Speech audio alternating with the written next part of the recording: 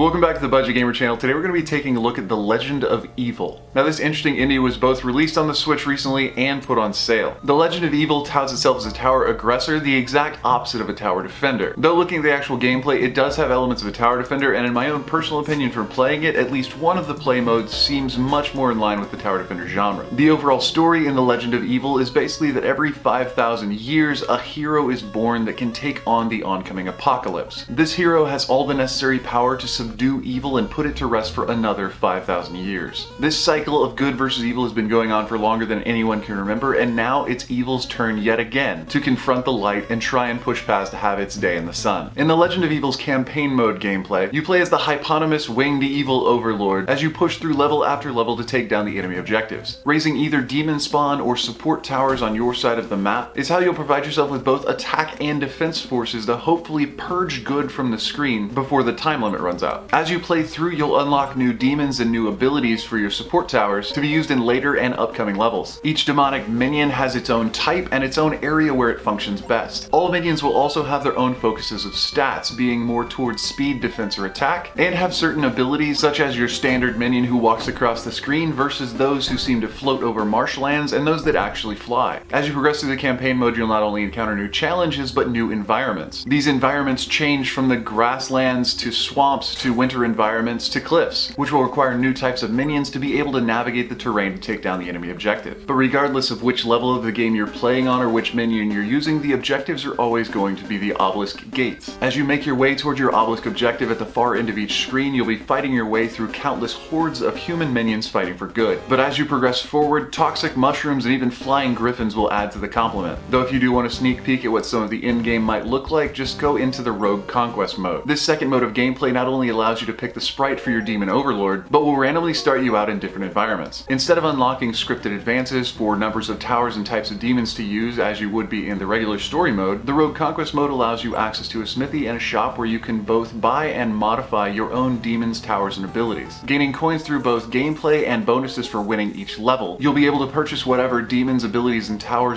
types you see fit, but you're solely responsible for advancing your campaign in the right way. So squandering your wealth on the most powerful demon you can afford at the beginning of the campaign might not exactly be the best idea. In this mode of gameplay, the player must consider for themselves the impacts of the environmental constraints, as well as the types of enemies they're fighting. Overall, I'd have to say for me personally, the Rogue Conquest mode of gameplay was way more fun, but it has a massive learning curve. The controls for the game are simple enough, moving your main character back and forth with the left joystick, selecting towers with the A button, and digging up random treasures with the right bumper. X is used to identify or explore new features or new enemies in the game, adding them to your Humanopedia, where you log and keep track of all sorts of enemy and building types. The Y button though is specially reserved for starting levels. This is how you'll select your difficulty and move it to easy mode. And while I never actually want to admit it, easy mode is actually still pretty difficult, so those little tutorial helps at the each time you fail a level are actually very helpful. Last but not least, the musical compilations in the game are actually pretty well suited, especially to the pixel art gameplay style, but you probably won't be paying much attention because of how fast-paced this game really is. I never really thought that a capture the flag type tower defender would have me white-knuckling a controller, but this gameplay is intense and you will die often. But every time you die, you learn just a little bit more about how to use your towers and how to use your minions more effectively, how to gauge your enemies, how to gauge what types of attacks and defenses they have. And thankfully there is no random generation in this game, so that slightly platformish replaying of the same level until you beat it is actually really beneficial for establishing your learning curve. Overall, I'd have to say that The Legend of Evil is probably one of the more fun tower defenders I've played, but it's definitely one of the most difficult. Right off the bat, you're thrown into the meat grinder, but that makes every victory so much more meaningful. And the endless possibilities for gameplay in the Random Conquest mode just make this game, well, endless. So for a couple of bucks in the eShop, if you're into tower defenders or those capture the flag style games, this is definitely one that you're going to want to make yourself aware of. Well, that about wraps up the review of The Legend of Evil on the Switch eShop. So if you enjoyed the review or found it helpful, feel free to throw me a like or a thumbs up, show your support, and don't forget to click that little bell icon when you subscribe to stay updated with the latest content. New and unique indies are coming out almost every day, so there's always going to be something new to find right here. And if you want to support the channel and help me make these videos, feel free to check out our Patreon. But anyway, this has been Budget Gamer, so as always,